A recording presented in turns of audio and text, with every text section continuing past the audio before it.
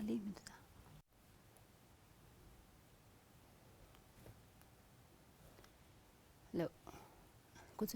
Okay. So, good morning, everyone. So that was a long wait, right? So we were busy in sort of another program here. So as you all know, today will be the last day of our online English classes. And so what we will be doing today is we will quickly go through all the lessons that we have discussed so far during the last 7 weeks. So this one being the 8th week, right? So there will be one more session during which we will share with you some of the useful, you can say, websites for learning English. So I don't know if we can, you can say, give more time to discuss, you can say, a topic in detail, because we are quickly going through a sort of a recapitulation and review of the lessons. So just to brush up, just to help you recall what are the things that we have taught so far, what are the things that you have in a way seen us discussed during this live online English classes. All right, get the slide. Okay, so it's a recap and review of the lessons of week 1 to 7. So we started this online English lessons from June 22. Okay, and today is the last day. So the first session that you can say discuss. So Gideon Thargila will discuss all the lessons that he had taught, and I'll be doing, or I'll be discussing, or you can say reviewing all the topics that I covered in my sessions. So verbs and verb tenses. So I discussed with you about regular verbs, irregular verbs, right? How we can identify regular verbs and irregular verbs. So regular verbs we all know. So usually we have the past tense ending as ed, right? We add that, and irregular verbs has a kind of different form. So if you just look at, this is a sort of an example of regular verbs, right? Infinitive, the base form is want, and you have the simple past tense as wanted. Past participle again, wanted, so plant, planted, planted, appear, appeared. So these are, you can say, these are examples of regular verbs. Okay. So regular verbs, you can say create the simple past and past participle by adding a d or ed. Okay. So this is how you can identify. So what we need to remember is, if the verb ends in e, we simply add d, right? Like dance, danced. Okay. So in the same way, if the verb ends in a consonant and y, we change the y to I and add ed, right? Like this one, carry, carried, carried. So this is something I want you to remember. Okay, study, studied, studied. Okay, the same way.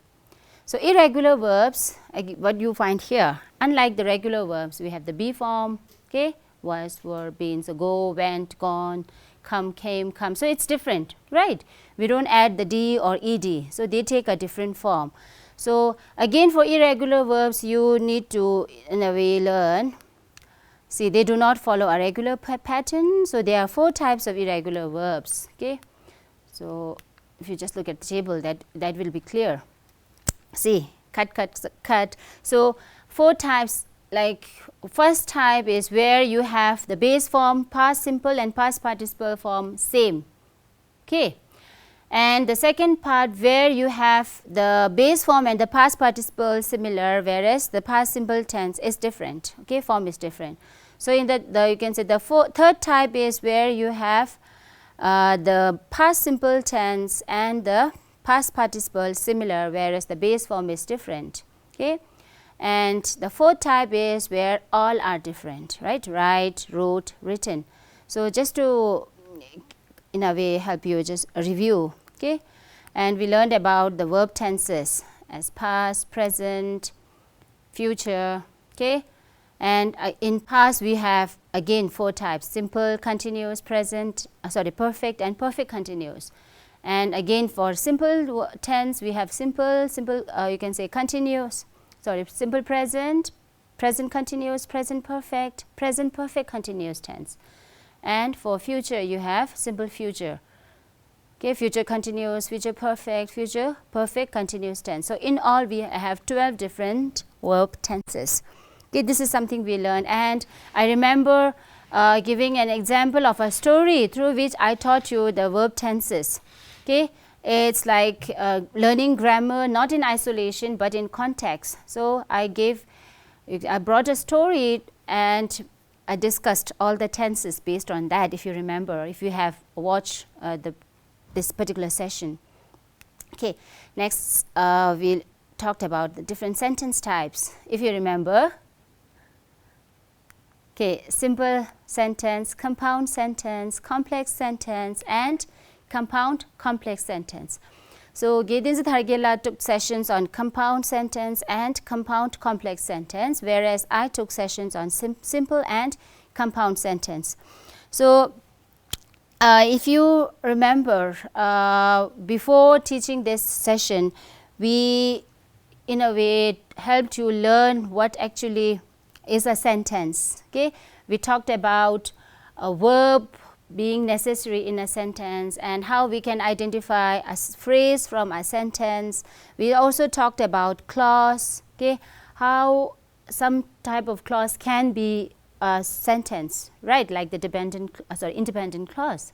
Okay, and we also talked about subject and predicate being part of a sentence. So from verbs, so we kind of in a way discussed with you how you can say words can be grouped together to form phrase and sentences, phrase, clauses and sentence, and then later on how sentences are grouped together to form a paragraph and then essay, right, if you remember. So sentence types, when we were discussing sentence types, we talked about how sentence can be categorized depending on their structure and function. Do you remember? Structurally, we can have 4 types of sentence: simple, compound, complex, and compound complex.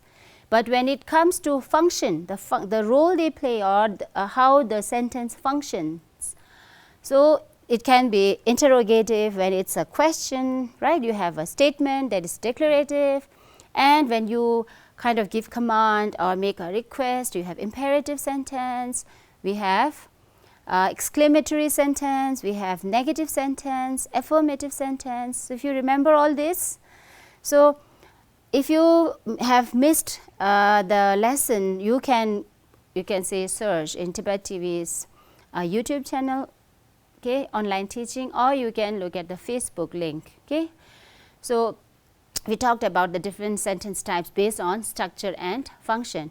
So in my session, I discussed about simple sentence and complex sentence. So simple sentence is formed by an independent clause, right? So an independent clause that works as a sentence, okay, a verb is there, right? Whereas in a complex sentence, you have at least, okay, a complex sentence is something you can say at least you have one independent and one dependent clause. Okay, so I have also given different examples. So I won't be able to go in details because we have other topics to cover, or so you can say review, right? So this is just to in a way let you know that okay, yes, these are the topics, these are the things that we have covered, and you feel, if you feel that I'm not very clear about this, so you can always go to the link, okay, or the YouTube channel where you can learn all the things again, right? Or if you have already learned, you can say, oh yeah, we learned about this, right? Okay, next.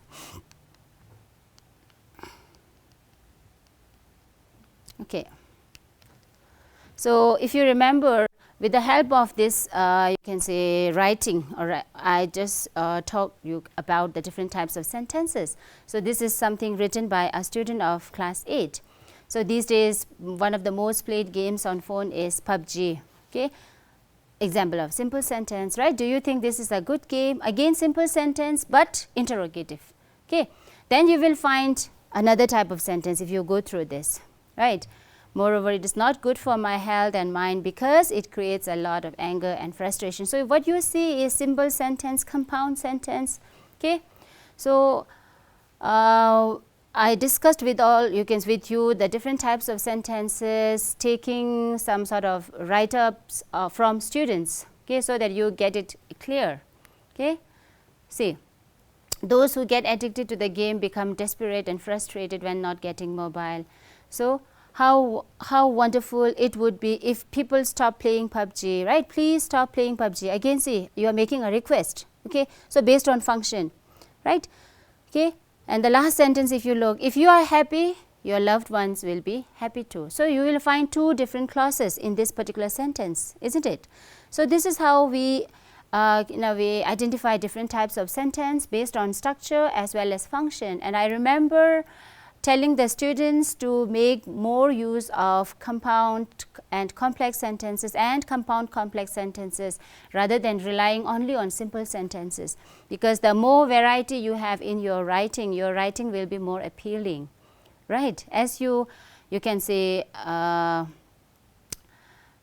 start learning English from grade 6 to 7, see, your standard should increase in a way, okay? You should not always rely on just simple sentences, okay? You have to start writing compound sentence, complex sentences, compound complex sentences, right? Okay. And then we you can say talked about the writing process, okay? If you remember the writing process, so this is something we have been stressing on right from the time we introduced writing process, because this is very important. Whether you are writing a paragraph, whether you are writing an essay or article, a letter, a story, so whatever writing type or writing piece you are doing, so you have to follow the writing process, okay? So let me see how many of you remember the steps. Yes, pre-writing, right? The planning stage, and I told you that you have to spend more time during that stage, pre-writing stage, where you have to think and plan what you are going to write. We also told you about keeping your audience in mind, your purpose behind writing whatever you are writing, okay? So pre-writing, writing, you have then revising. Writing is the drafting stage, okay? Then revising and editing, proofreading, and the final one is rewriting and publishing. If you remember that, so I even tried to follow the writing process not just during the sessions where I help you learn the application part of writing process, but also when I was teaching you different writing types, right? Okay, look at the slide.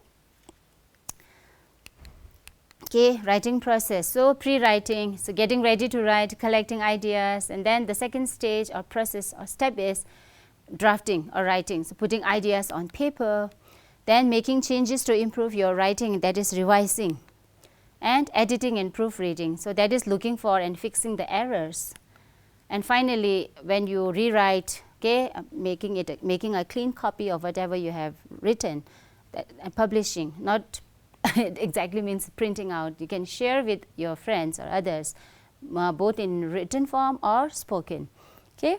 And I also told you two questions to keep in mind when you are writing something. Why am I writing this? Who am I writing this? So the sense of audience and purpose, okay. And I also discussed with you strategies for pre-writing, okay.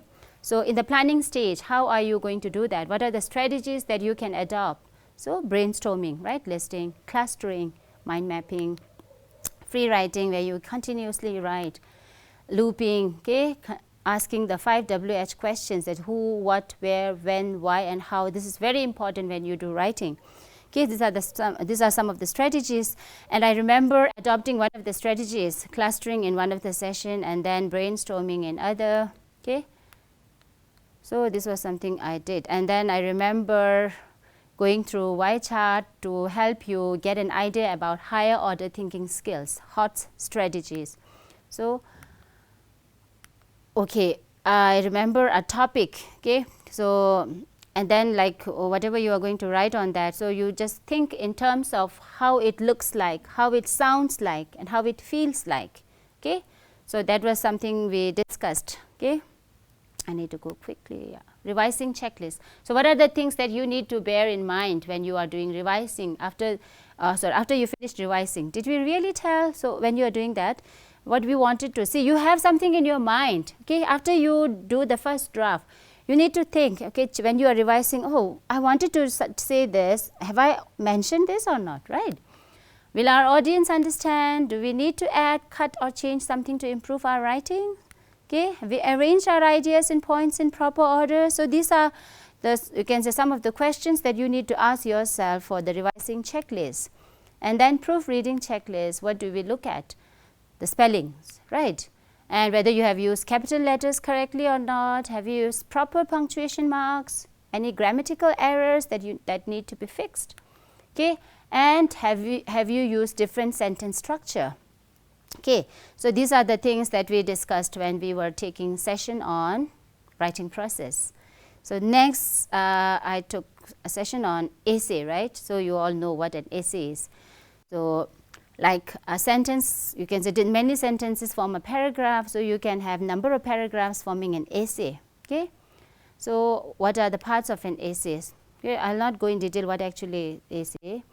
So introduction, body, and conclusion. So the three main parts, okay?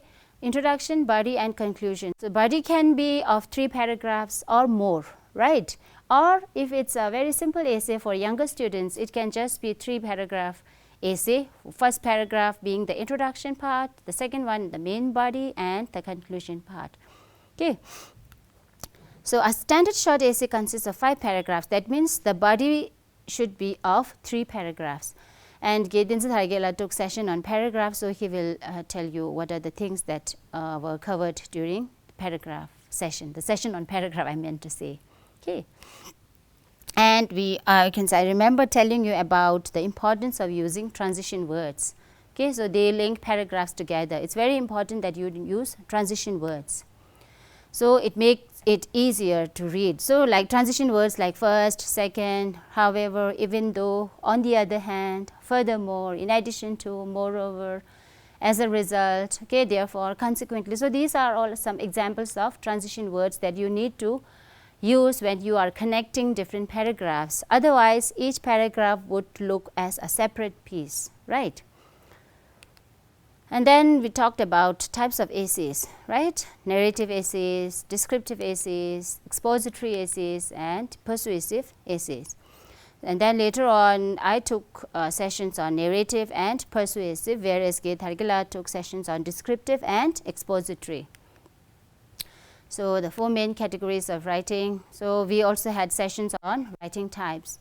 So narrative, descriptive, expository, and persuasive. So like I told you, 2 of the, you can say, types I discussed in detail, whereas the 2 Gedinsid Hargela discussed. Okay, and then there are other categories also like objective, subjective, creative, and review writing.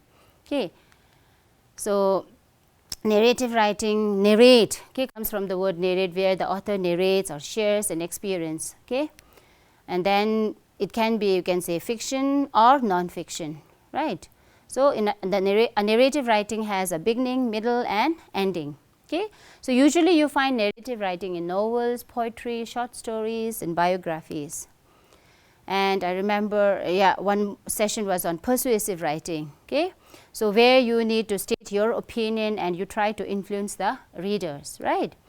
And see, we also learned about the 3 ways, right? Persuasive writing can be written based on emotions, reasons, or characters. Okay, so usually you find such writing in advertisements, editorials, and proposals. And then we have creative writing. So it's very easy, right? Just looking at the words. See, narrative, narrate, persuasive, persuade, creative, create, right? So the writer's thoughts and feelings in an imaginative and poetic way. Okay, and creative writing is different from professional writing. Okay, so usually you find such writing in poetry, plays, movies, songs, fictions, and non-fictions. And we learned about narratives being 2 types, right? Fictional and non-fictional. And then we can have personal narrative as well. Okay, where you mention or you narrate an event that actually has happened to you. Okay, in the first person, if you are writing the narrative piece. Okay. Event or moment in your life, okay, in the first person, right, since it's a personal narrative. Okay, so again, like all other, you can say, narrative writing, it has beginning, middle, and ending. Okay, so all the events are mentioned or presented in clear order. Okay, Yeah, and then using specific details, so that's very important, right? And how you feel about the experience, right? And how the events are presented in clear order. I remember narrating my own personal event during our dark, stormy weather, if you remember. And we tried to improve that using or applying writing process, if you remember. While taking a session on personal narrative, I also applied the writing process in order to improve my write-up. And then use of transition words. Okay, this was one example. I'm not going to read in detail. A dark, stormy night. Okay, how we are using some sort of tools, right? The sound effect, okay, drum, and then how I have in a way. This was one example we discussed. I'm not going to go in detail. Okay, and then I had session on story writing. Okay, and if you remember, what are the elements of a story? Okay, so story again, it's a kind of narrative writing, right? Either real or imaginary. Okay, so it can be long or short, beginning, middle, ending, okay, and proper order, the events in proper order. So that is something that is there in, you can say, story or narrative or whatever you are writing, right? So 5 basic elements. Okay, if you remember, character. Can you tell me what are the main elements of a story? Yes? What? Okay, look at the slide. Character, setting, okay, plot, problem, conflict, right, or solution or resolution. So you need to have characters in your story, setting where the story is happening, right? And then you need to think about, okay, see, when you are writing a story, you need to think about who would be the characters of my story, where the story would take place, where, okay, and you need to think about a sort of a problem or conflict, and then a solution. And you need to remember that not all stories needs to be you can say a story with a happy ending. Sometimes it can be a sad ending, or sometimes you can say there can be, as you can say, element of surprise at the end. Okay, then fictional narratives, right, made up story. Okay, so where you use your power of imagination to create. Okay, so folk tales, fables, novels, these are all examples. So fable, where you have animals as the character and there's a moral hidden, right, a moral lesson. Okay, fables we have few characters. Okay, so examples of fables, thirsty crows, I'll quickly go through. This was one example of a fable that I discussed with you, a story written by my daughter in Tibetan, which I translated, okay, in English. Okay, and after the session was over, I discussed about the protagonist, the main character of the story, right? The monkey was the antagonist, the negative character. Okay, then setting was the thick and dense forest, once upon a time. Okay, when the series of events in the story, that is the plot, right? The elephant going in search of food. And then what was the problem in the story? The elephant had no friends. And what was the solution? Finally, he finds a friend. Okay. Then writing types we talked about. So I took a session on opinion writing, right, and argumentative writing also. So opinion writing, the word itself in a way suggests it's about opinion, right? So you state what you think and how you feel about something, okay, your point of view, right? And then you have to justify with reasons and examples. Okay, the elements: strong introduction, sound reasoning, detailed and relevant evidence, clearly organized structure, strong conclusion. Okay, so when you are writing a piece of opinion writing, what are the things you need to remember? You have to state your opinions clearly, provide reasons, examples to support, and then using linking words and phrases to connect the opinion and reason. Okay, so reason, think of, okay, I'm going to write an opinion piece. So what are the reasons I'm going to mention so that you are proving your point? Okay, so this was one sample of opinion piece, right? Do you play PUBG? If you do, then I think you should stop playing this game, because I'm stating my opinion. Then with reason, first of all, this is this, not just this. Okay, moreover, so I have given all the reasons to justify. Okay, now you know why I think. See, you are in a way not telling the person to think that way, but you are stating your opinion. Okay, that's why I think people should not play PUBG, right? Your opinion, stating your opinion with reasons. Okay, this was one sample we discussed. Again, persuasive writing, in which writer, now little different from opinion writing. In opinion writing, you just state your opinion. Here you try to persuade the readers, right, the other person, okay, maybe to take an action or to think the way you think, okay. So you try to convince the reader, okay, and see that's why it is little different from opinion writing, okay. Yeah, influence the reader, okay. So you are persuading the reader. You are not just stating your opinion, but you want the other person to think your way, okay, or agree to you, right. So emotions, reasons, and characters are used to persuade the readers. So okay, yeah, these were the types, okay. Using reason, you try to persuade the readers, okay. So these are the things that you can use to justify. Emotions, okay. Yeah, sometimes characters are also used to persuade the readers or viewers, like you have ads, okay. Celebrities are used in a way in order to convince the viewers, okay. Yeah. So argument writing again, okay, opinion, persuasive. We talked about argumentative writing, so which is a type of persuasive but writing, but here see you have to justify with facts and evidence, okay. And unlike persuasive writing, here you have a rebuttal kind of, okay, counter argument, okay. Common format, okay. Yeah, put your position, your reasons, your evidence, counter arguments. Unlike persuasive and opinion writing, here you have counter arguments, means in a way you try to look through the angle of the viewers or the readers as well, not just your side, okay. What if the reader think that way, what I have to say, your counter argument, okay. And then conclusion, okay. Transition words and phrases, of course, is required, okay. So how you can write an argumentative writing? First thing, you need to make a claim, that is you have to state what you think, then you have to provide evidence to support your claim, okay. Then counterclaim, that means like I told you, acknowledging the other side of the argument. See, the readers or you might think that this is so, but I feel, and you have to in a way counterclaim, right, state. Then rebuttal, right, your response to the other side. Concluding the argument, that is restating and summarizing your argument. So these are the steps for argumentative writing, okay. So how you can do counterclaim? So these are the words and phrases that might be helpful, like some people argue that, or some people might claim that sorry, others think or believe, okay. So rebuttal your point, say state or point what is wrong with the counterclaim by using words or phrases like however. See, others might think that, however, I feel, or nonetheless, even so, okay. These are some of the, you can say, transition word or that might be helpful for rebuttal, right, or words or phrases. And how you can conclude, you have to relate your claim and argument, okay, and don't state your conclusion in the same way you begin or you state. So it can be in a different way, restating, but don't write it in the exact way you have begin, right.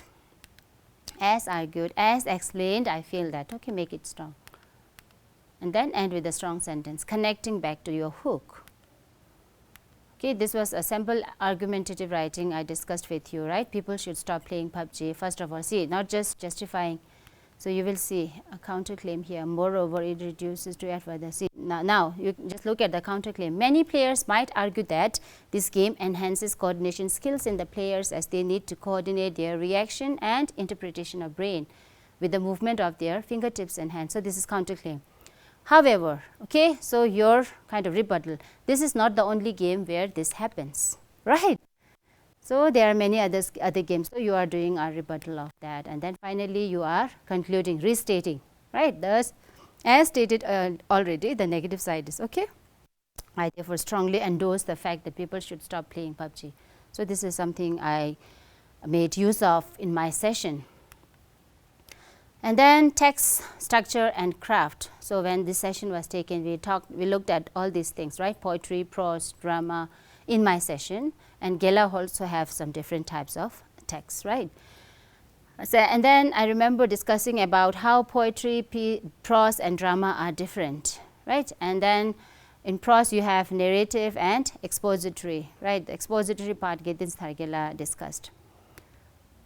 See how poetry, prose and drama are different. In poetry we find lines, whereas in prose we find sentences. In drama you have acts and scenes, right? So in poetry groups of lines form stanzas, whereas in prose group of sentences make paragraphs, right? And in drama you have dialogues, okay, and stage direction that form the script. So in poetry you have beats and rhythm, whereas in prose you have chapters. In drama you have characters and dialogues. So not all poetry have to rhyme, right? And then prose is a regular writing. There's not that much you can say creation in a way. Poetry is more, you can say, a creative, okay? Usually you can say prose is a regular writing, okay? So what are the elements of a poetry? Line, stanza, rhythm, meter, okay, repetition, rhyme, theme, okay? So like line, how line is different from, you can say, a sentence, right? A sentence you end with a period, whereas in line it doesn't, right? And then I remember discussing with you that poets have the liberty to, in a way, had the license in a way, right, to break, line break we say, to suit their purpose, to serve their purpose, right? Rhythm, the flow of sound, the beat, and meter, there's a sound, patterns in the sound with stress and unstressed syllables, repetition. I'm sorry, I need to go very quickly because there are a lot to cover, right? And elements of a prose, again quite similar to story, right? Character, setting, plot, point of view, theme, okay? Other than the difference is here, like problem and solution is not there like story. Drama we have acts or scenes, right? Like chapters in a prose. Here we have acts and scenes, and character, narrator, setting, dialogue, stage direction and script, okay? And what are the points to remember? In drama, the character's name has to be written in bold and on the left hand side. A colon is used between the character's name and the dialogue, and the stage direction is written in bracket or italic. The scenes in drama are like chapters in prose, I told you. Then we had session on active listening, right? So what are the three basic listening models? Competitive, passive and active listening. I remember Giddens Thargela and I did a role play on the different models of listening. Do you remember? When Giddens Thargela was sharing something, the way I was not listening and where I was trying to jump in, okay, showing or demonstrating competitive listening. I also demonstrated passive listening and finally active listening, okay. So active listening, so you can look at the session on active listening where you not just listen passively but you respond, okay. Small utterances are required to make the other person understand that yes, you are paying attention, you are listening, you are concerned about what he or she is expressing, and waiting for your turn, right, not jumping in, not interrupting. So these are some of the elements of active listening. And yeah, 3 A's of active listening: attitude, your attention and adjustment, okay. It's very important for active listening. So what are the common barriers to active listening? We also discussed that, right? Environmental distractions, speaker distractions. Sometimes the way speaker is speaking may distract, right? Language barriers, limited attention span will come up as a barrier. Internal issues, you may be going through some internal issues and so you are not able to focus or pay attention. Shift response, right? Personal perspective, sometimes your response shifts up and there can be personal perspective, boredom, knowing the topic already so you don't feel like listening again, right? And being impatient about sharing your own points, okay. So these can be common barriers to active listening. How to do active listening? Paying attention, focusing fully on the speaker, making effort to understand, making eye contact and showing that you are listening, right? And then giving responses by nodding or restating or asking questions relevant to what the speaker is saying, and not interrupting, okay, and ignoring all the other factors, okay, and using small utterances, really, like that, okay. And then whenever you feel like clarification is needed, you ask, okay, and then you need to also observe the speaker's body language, okay, not just listening verbally, and you also try to feel, you can say, keep yourself in the other person's shoe so that you understand how he might be going through. And then we had session on oral presentation, okay.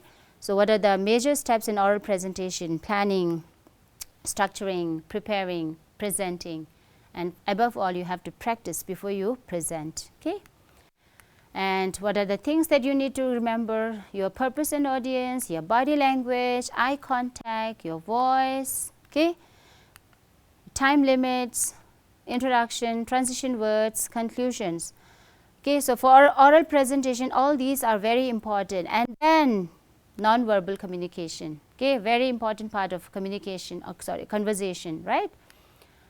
Your body language, your facial expressions, your posture, gestures, your eye contact, and your tone of your voice, okay. I remember showing you one video clip of Mr. Bean to show the importance of non-verbal communication, where he doesn't speak a word, but he is able to communicate, right? Okay. And then we also talked about poetry reading and writing, okay. So where Giddens Thargela discussed about poetry reading, and I took session on poetry writing, right. Even for writing poetry, I made use of writing process, okay. So some of that, like, though I told you there are different types of poetry, but keeping your level in mind, we talked about rhymed poem, narrative poem, haiku, acrostic poem, descriptive poem, okay. And I took a session on acrostic poem, right, how to write an acrostic poem. So because this is quite easy, right, where you have the first or last or other letter spell out a specific word or phrase or a message. I remember I gave one example of one acrostic poem written by me on World Water Day, right, what. And I even you can say remember telling you to try making or writing an acrostic poem on your name or your best friend's name or maybe your parents' name, because I did a sort of demonstration on writing an acrostic poem on my name, Tenche. If you remember, teacher by profession, emotional by nature, okay, T-E-A, like that. If you remember that, okay. If not, you can, okay, view the lesson again, right. Yes, what else, okay. So what are the points to remember in an acrostic poem, okay? Word, phrase, message, okay, must be spelled among the beginning, middle or ending letter, okay, not necessarily beginning all the time. Sometimes you can have it in the middle, sometimes at the end, okay. So the letters need to be capitalized, whichever is, you can say, containing the topic idea, okay. Yeah, it doesn't need to be rhymed, right, but you can think of making it rhyme. Yes, and then you don't need to worry about the beat and rhythm with the specific syllable count. And we had session on poetic diction and poetic devices, okay. So the linguistic style, the vocabulary or word choice, okay.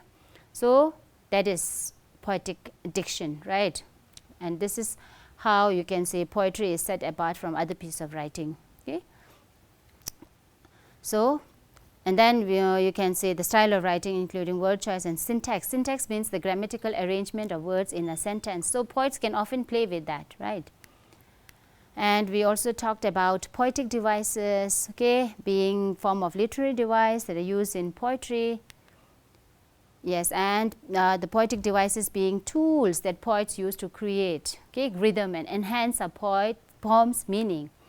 And some of the poetic devices which you can say discussed rhyme, simile, metaphor, alliteration, personification, onomatopoeia, imagery, rhyme scheme, repetition, okay, and symbolism is also there. So in my session I discussed 4 of the poetic devices: a simile, other than rhythm and rhyme, simile, metaphor, personification, alliteration, right. If you remember, do you remember the poetic devices that we discussed in our sessions? Yes, right. Simile and metaphor, I told you, are the devices that are used for comparison, and the only difference is that in simile you compare 2 different things by using the word like or as, whereas in metaphor you don't do that. The comparison is directly implied, right. So if you remember, I gave the example of, you can say, the stars twinkle like diamonds in the sky, just to show you an example of a simile, because I have compared stars to diamonds in the sky using the word like. Again, my teddy is as soft as a ball of cotton. See, you are comparing teddy with a ball of cotton, as soft as. Okay. Then metaphor, okay, again a device for comparison, but it is directly implied. The stars are diamonds in the sky. You are not using the word like or as. Okay, the comparison is like what did I tell? Directly implied. Okay, my teddy is a ball of cotton. So here we say one thing is another. We don't say one thing is like another. One thing is the other, right? So both. You can say what you need to remember is simile and metaphor are interconvertible. You can change a metaphor into simile and you can change a simile into metaphor, right? And this was another poetic device we discussed, alliteration, right? Repetition of sound occurs at the beginning of adjacent or closely connected words. Okay, it's also called head rhyme or initial rhyme. Repetition of sounds and not letters. I remember telling you Philip's farm, PH. See, the letter is P, farm, the letter is F. But what we need to keep in mind is we don't need to focus on the letter but sound. Philip's farm. And if you remember, in most of the tongue twisters, you use alliteration. Do you remember? I remember telling you one of the tongue twister. Betty bought a bit of butter, but the bit of butter was a little bitter. So she bought another butter to make the bitter butter better. See, this is an example of a tongue twister where alliteration is used, the B sound. Do you remember that? She sells seashells at the seashore, like another tongue twister, right? And I told you that alliterations are mostly used you can say in advertisement because they look catchy and it's easy to remember, memorize. Lot of cartoon characters, you can say, use alliteration. Do you remember? I told you Mickey Mouse, sound, mama, right? Mickey Mouse, Peppa Pig, Donald Duck, Shaun the Sheep. So these are all examples of, you can say, alliteration being used, right? So that was also one thing. Okay, let's look at the slide. Yeah, what alliteration does, okay, creating rhythm, music, mood, and it makes it easier to memorize. And there's a lot of fun element, okay, when you use alliteration and when the phrases with alliteration are read aloud. Okay, sometimes when you want the other person, you can say it loud. It often, that's why it's called tongue twister. Okay. Yeah, and then personification, when you give a human character to an inanimate object or animal, right? Like I gave the example, the morning sun greeted me with a warm smile. So I am personifying sun as if sun is a human, right? The morning sun greeted me with a warm smile. Okay, so this is an example of personification. Then we had sessions on vocabulary. Okay, if you remember, I told you vocabulary can be active or passive, right? Active vocabulary we call functional vocabulary because these are the words or vocabulary that we often use when we are speaking or we are writing. Whereas passive vocabulary are those we recognize, right? When someone says something, we recognize, oh, I know this word, right? Or when you read something, you recognize the word. But these words are part of your passive vocabulary because you don't use this often. You only recognize, you know the words, right? And I told you that I requested you to make use of those words so that your active vocabulary is enhanced and enriched, right? So active vocabulary, those words you frequently used, you are more comfortable with, right? And passive vocabularies are those you are not very comfortable with, you haven't kind of mastered those words, that's why you don't use it often. So you recognize, you understand when someone uses these words, right? And yeah, and then we discuss about some of the vocabulary acquisition strategies, right? Using context as a clue. This is something Gideon Sargela discussed in his session and he will be reviewing that. I took this strategy, right? High frequency affixes as a clue and using known root word as a clue to the meaning of unknown. So do you remember we talked about affixes, prefixes and suffixes, right? Prefixes, that are added before the word, right, and suffixes that is added after, right. So you can make use of such affixes. And then you have you can use some other strategies like word family, patterns of forms, word lists and groups, word games, and the most important thing is by reading. Okay, this is, I would say, the most effective strategy to enhance and enrich your vocabulary. I remember Giddens Thargila and I also did some sort of demonstration of activities here, isn't it? So we did some vocabulary games, vocabulary activities where we behaved like students. So the two of us were kind of behaving like students, right, representing you all. So do you remember some of the games? Okay. So the vocabulary strategies, and then like see affixes and affixes, which means prefixes and suffixes. And I took a session on words, right, understanding words, where Giddens Thargila took session on understanding word relationship. Okay, I focused more on words. So categories, content and structural words. See, you see, usually when you say read a sentence or when you speak, usually content words are more stressed, whereas structural words are less stressed. I remember telling you content words usually noun, adjective, adverbs, verbs. So these are the content words. Okay. The structural words, in a way, they help to form the structure of the sentence, like preposition, conjunctions. Okay. Like content word, they have a meaning on their own. Okay. Whereas the preposition, if I say is, okay, you cannot in a way interpret the meaning if is used as a single thing, right. But if I say pen, which is a content word, okay, it's a noun and it can stand by itself, right. Is a you can say a verb, okay, but you can say it doesn't, you can say stand alone, right. So this is how you can identify content word and structural word. Okay. Okay, if you look, so words that have specific meaning, at least 3 letters. Okay, and I remember telling you I and in. Okay, it's not a content word, right, a structural word, but if I add one more n, I and n, then it has a meaning, and so it's a content word. So at least 3 letters should be there to form a content word, but that doesn't mean that all words having 3 letters are content word. Okay. Right. So I told you, okay, they are generally stressed, okay, includes noun, verbs, adjectives and adverbs. Then structural words are function words, okay, just forming the structure of the sentence. They have little meaning of their own, unstressed, lower pitch, okay, and sometimes they are reduced. Okay. Yeah, so these are all about the functions and the different types of structural words, sorry. And I told you that words can be divided into syllables, okay, which can be open or closed, right. So, and I told you that this is something very important you need to remember. A syllable always contains a vowel. A, E, I, O, U, these are the vowels, right, and rest are all consonant, the 26 letters of the alphabet, right. These are the vowels, rest are all consonants. And I told you the open syllables, okay, end with vowel, often has long vowel sound.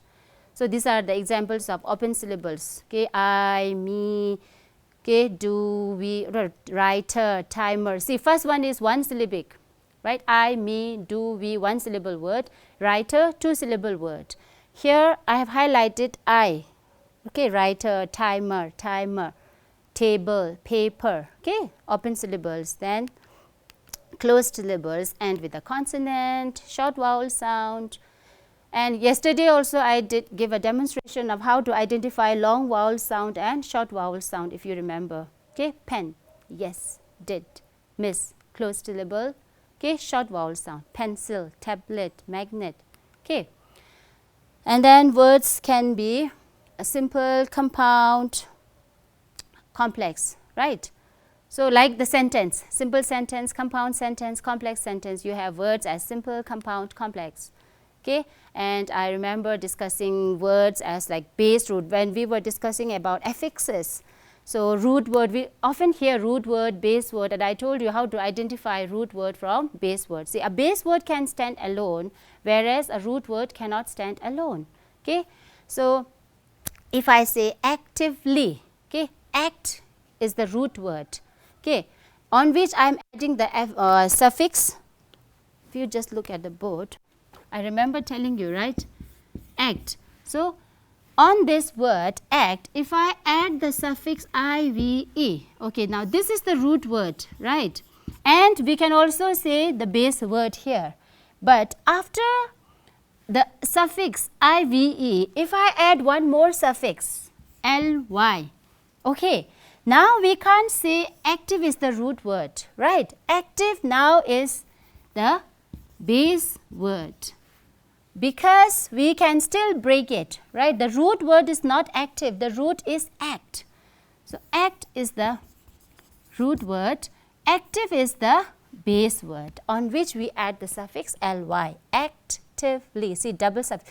Act, when we add the suffix IVE, it becomes active, another word, right. And active is the base when we add a suffix ly, actively. Okay, I remember giving such examples. Yes, so I think I have, okay, come to the answer. I've taken, I think, 5 minutes extra. So, if in a way I have missed something, or like while going through the recap and review, if you feel like there are topics where you need to focus more, okay, which you need to understand more clearly, because see, in this session I have to quickly brush up, review, okay, because I am in a way reviewing lessons of 7 weeks, okay, so it's not possible to go in detail. So, what you can do is you can search in Tibettv's YouTube channel, so you will get all the videos, or you can look at you can say Tibettv's Facebook page, where you will get all the lessons, okay. We have in a way covered, so today being the last session, Gedin's and I have covered 64 lessons, or we have taken 64 sessions, okay. So, including the 2 sessions that we are going to take, okay, today. So, I really want you to go through the lessons again, so that you can in a way understand in a better way, because in the revision it's not possible to understand everything. Only this is possible only for those who have watched all the sessions, all the lessons, then it would be easy. But those viewers who haven't, okay, or those students who haven't watched our previous lessons, it might be a little difficult. So, I would suggest that you go through those links on Facebook page as well as YouTube channel of Tibettv. So, after this, Gedin Sargela will do a quick review and recap of all the sessions that he had taken so far. Thank you.